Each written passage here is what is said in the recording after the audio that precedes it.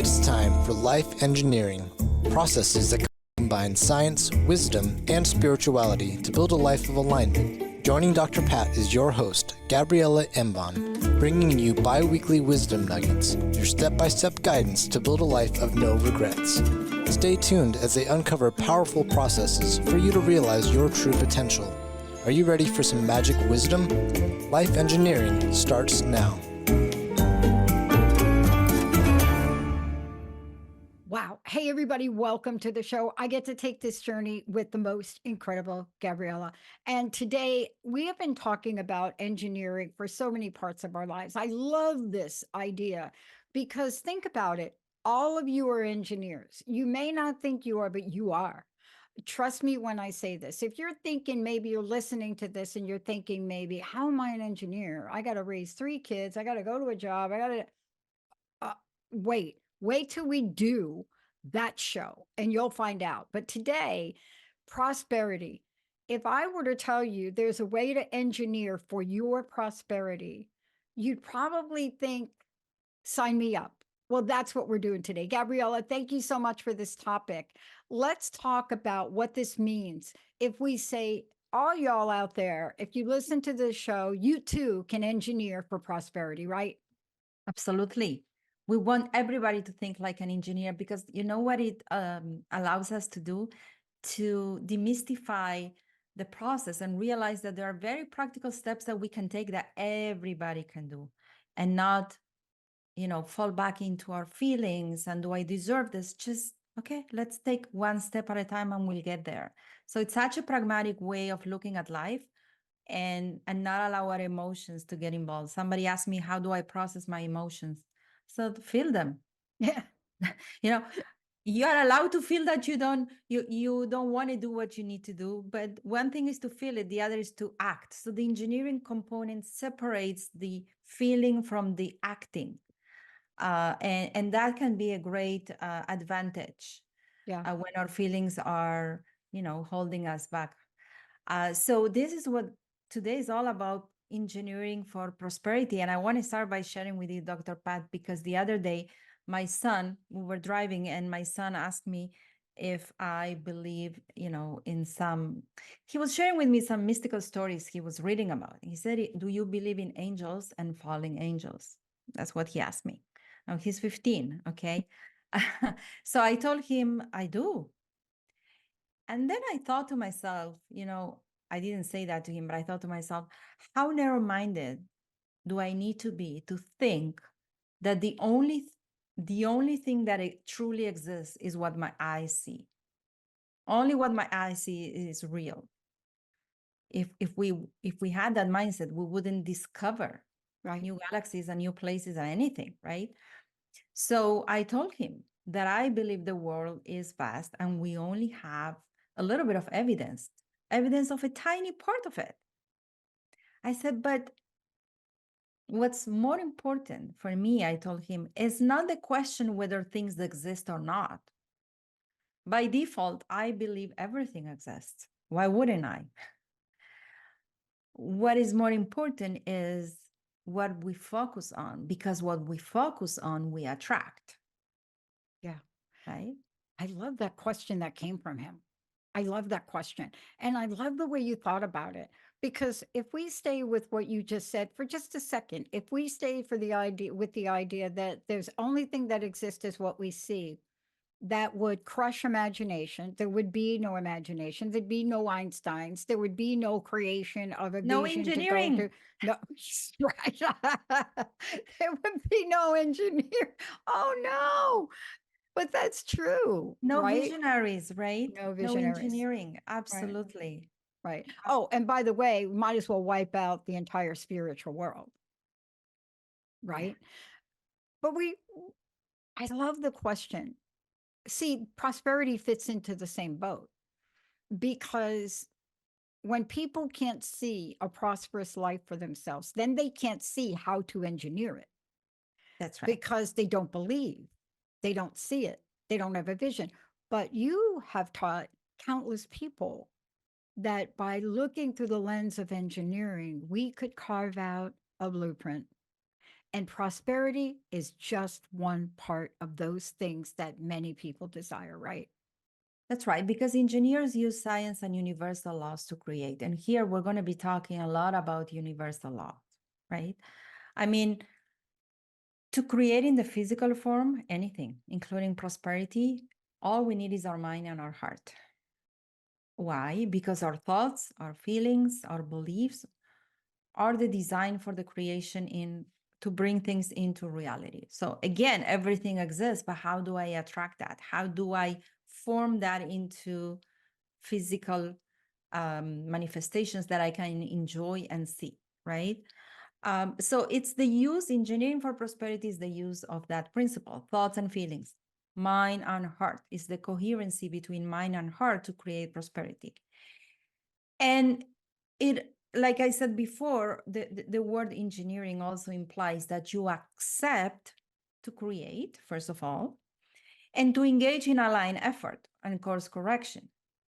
I think that you won't find an engineer that assumes that they're going to launch a process and the process will be perfect from the get-go.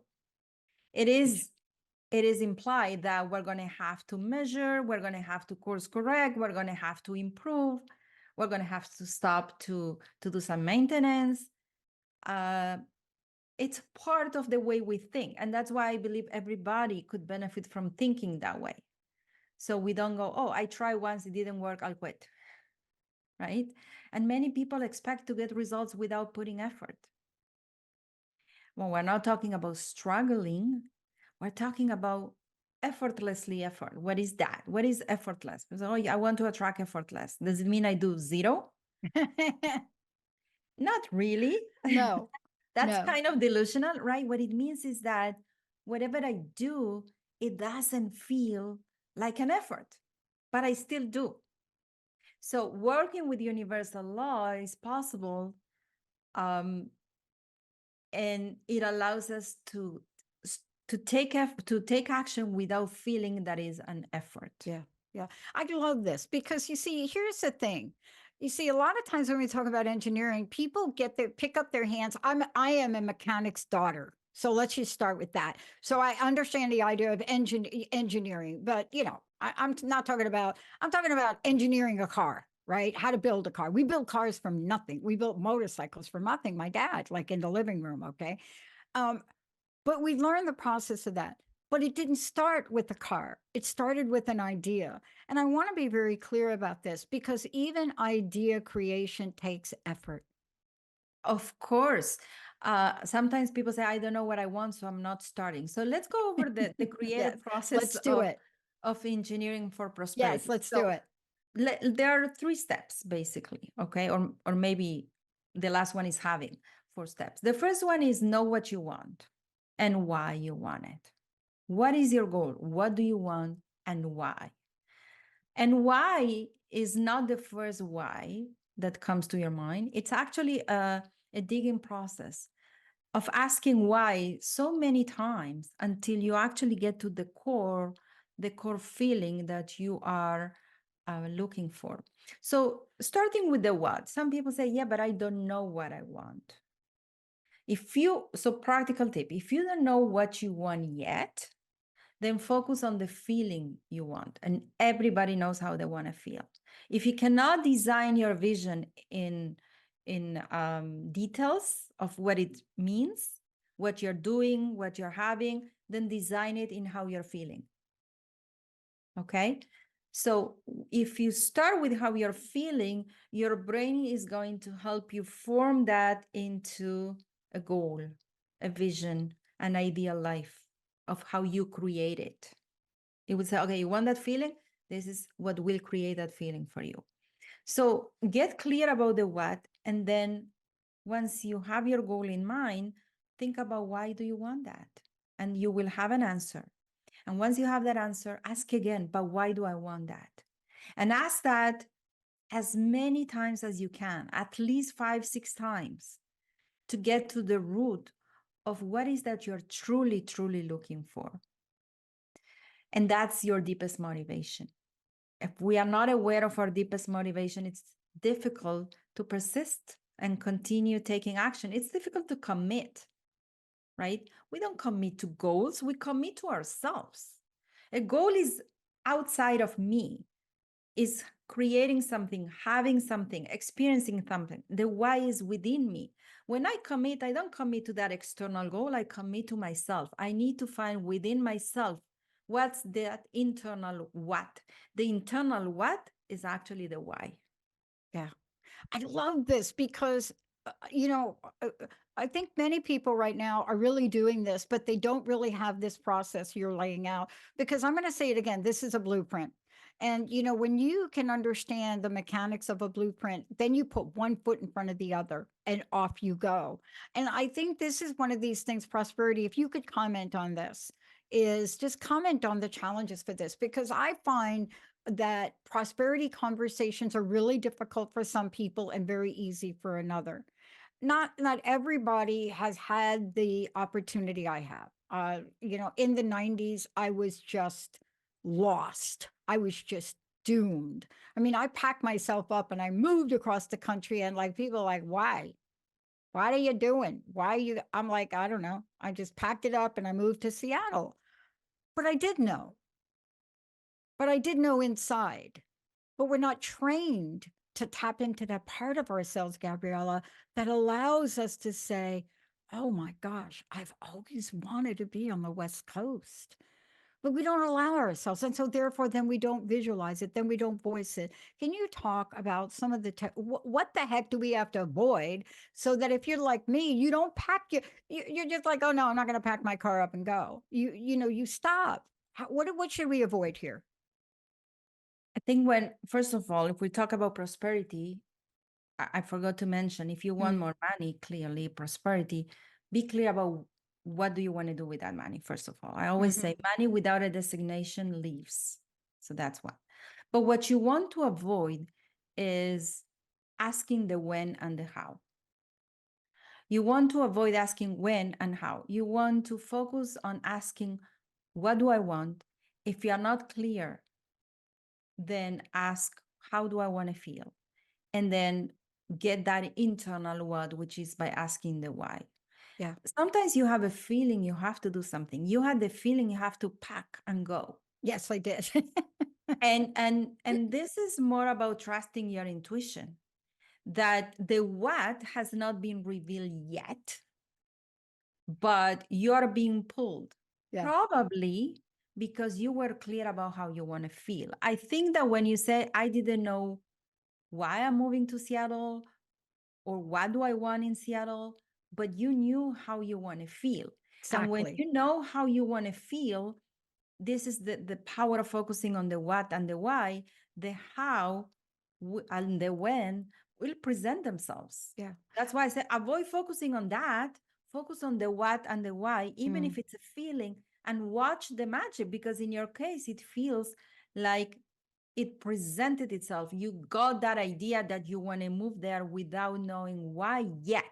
Yeah. Why yet? But And you know what? You Yeah. knew how you want to feel. And it If was I not hadn't how you done were that, feeling at the moment. exactly. If I hadn't done that, if I hadn't allowed myself to feel that, and then we're going to go to a short break and we're talk about the idea of what you do next. If I didn't allow myself to feel that, I wouldn't even be talking with you today, because this life that I have today would not have manifested. I don't believe it would have. Or if it did, it would have been way different than the way it looks. Or I even believe it would have been harder.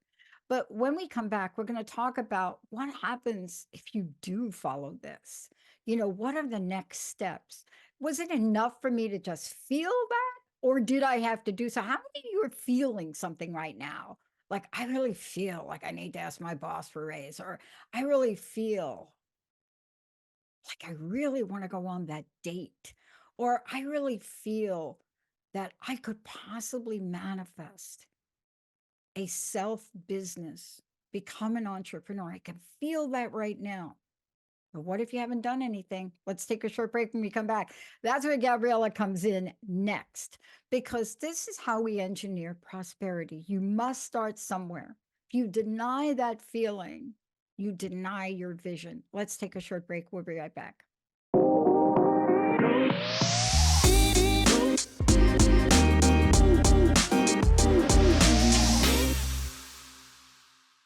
welcome back, everyone. Look, we have just set the stage for you to manifest prosperity. Now, what's happening is if you can think and feel it, how do you engineer it? Let's talk about this, Gabriela. Let's walk people through. It wasn't enough for me to feel I wanted to move. I had to do some other things. So, what do you want to share with people about the next steps of engineering prosperity? So the first step, as we said, is the what and the why. The why, another way of looking at it is the internal what, right? The what, real what is what our eyes are going after. Well, we can see the why is internal. Then we move into the other steps. Be, act, or do, have. Be, do, have. Be means what kind of person has the prosperity you want to have, right? How does this person behave? How do they speak? How do they eat? What do they eat? How do they dress? You want to embody the person who already has that goal. It's like creating a new identity. What do they opt in? What do they say yes to? What do they say no to? Being prosperous starts with being internally prosperous. So then we can be externally prosperous. And this is not just about prosperity, it's anything we want. It starts internally, so then we can attract it externally, right? And now most people say, first I need to have to then be, but it's not how it works. And we cannot go against universal law. We first need to be to then have. So this is when really the shift happens. And sometimes people say, well, I cannot embody this new identity. I have too many limiting beliefs and stories from my childhood. Then start acting like this. And through the acting like that new identity, you will slowly embody it. Your physicality will override your mind. So you want to start acting, you truly want to list at least 2 daily habits, new habits that will help you slowly embody the person you want to become. It's like creating the container for the blessings to come. If there's no container, those blessings might come and leave, right? They might be very temporary. They won't be long-lasting results. So be very clear about who you want to be, act that way, embody that new identity, and then the results is the have. The results will appear. But act is not just act that identity. That's one. Act on the opportunities. When you start acting according to that new identity, when you start embodying with the small habits, small adjustments, we call them supportive actions, then you open yourself to receive opportunities to actually create more prosperity. Embrace them. Say yes. The act is step out of your comfort zone, right? And say yes to the opportunities that are being sent to you. And then the next thing you know, you will start creating results. You will start having, and that will reinforce you being that prosperous, and that will get stronger and stronger. And it becomes a beautiful cycle that the more you feel prosperous, the more you attract opportunities. That's why we say the rich get richer. And that's really how you get the ball rolling. But it needs to start. It needs to have an inception moment where you start behaving like that person before you have it. And this is the real challenge, right?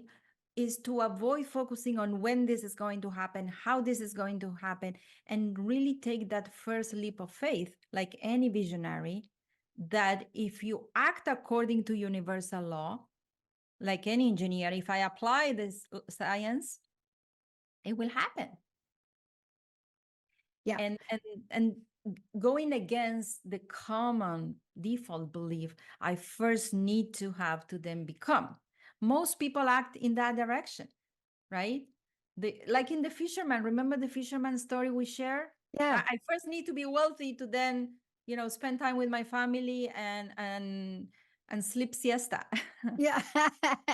Yeah. But you see, what you're talking about is so important because I love the idea. I love the word yet. I love the word yet. I mean, if we could understand the power of that word, and just have a mindset of that, right? It really takes us to a different place. But I want to get back to something that you talked about. the other thing that we know about universal law is that the prosperity cannot stand a vacuum. It can't. It doesn't. If it sees an empty space, it's gonna stick something in there. And if you don't tell it what to put in there, it will put something in there on its own. But I think you said what you focus on grows. I think Right. there's nothing more important than that. And I find that this is difficult for people now to really wrap their brains around, what did you really say? What I focus on, but I'm focusing on something that doesn't exist yet. Okay, but if you worry, aren't you worrying about something that doesn't exist? What do you want to do? You want to focus on the worry or you want to focus on manifesting? Can you talk to that? Because this is a really important and integral part of the engineering process around prosperity. I really want to put all our emphasis in the importance of doing. And that's where the engineering is so powerful, because Yes. if you start thinking about it, why would I focus on something that doesn't exist yet? How can I behave like a person who's prosperous when I'm not yet? So that's when you leave, the doubts and the fears aside. That's why I say it allows you to demystify and put the feelings aside and say, okay, what do I need to do? Because think about it, Dr. Pat, do you need to believe that if you heat ice, it will melt to do it? No, you don't. You just need to do it, right? So this is the power of just do what you need to do. And what does it mean? What do I need to do? Behave according to universal laws. Behave like you're already prosperous. And how do I behave like I'm prosperous if I cannot go on a shopping spree because I don't have the means, or I cannot go on a cruise because I don't have the means? How do I behave like way? So this is where the laws can give us a very structured way and a guidance on how to start behaving that way. And you mentioned a few of them. For example, you mentioned the law of increase. What you focus on grows. The garden you water grows. Because the spiritual world, the metaphysical world, the energy world responds to intention, but the physical world responds to attention. So when you take intention plus attention, you create a magnifying glass. It truly is. So, like you said, focus on what you can do, not what you can yet. So that's obviously one law, is the law of increase. To name other laws, the law of receiving. You also name that. You need to have the container to receive the blessings. You have to be prepared. You want to do a TED Talk? You have not been accepted yet? Create your talk. Have it ready. Create the container, right? That's what we're talking about. Behave like you were already invited to speak. Have your speech ready. You don't need so much money for that. You can start behaving like it without having to invest too much for that. Yeah. You need to behave like it.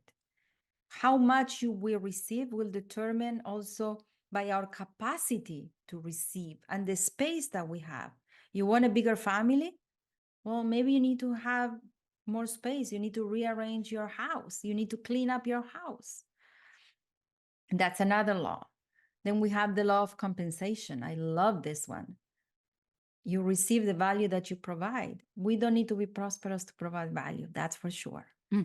The word value doesn't equal money. The more value we provide, the more we receive. And we provide the most amount of value when we're in alignment to who we are. It doesn't cost us money to be authentic. It doesn't. It doesn't cost us money to be more aligned. It doesn't cost us money to bring value to this world. But we're not talking just about value in general. We want to provide value in alignment to who we are, be very authentic using our gifts. Maybe we'll tell a story about that in the next episode. Yes. Another law is you mentioned the law of prosperity, the vacuum law of prosperity, that of course, if there's space, something has to fill it up. So let's create the space. Or the law of gestation. That's what I say. Don't focus on when and how. There's a cooking time, right? I mean, you want to get pregnant, the baby's not there tomorrow. It takes 9 months, even when you Yes. get pregnant, right? So in order to create, in order to embody the new vibration, we need time. We operate under time. It's not bad.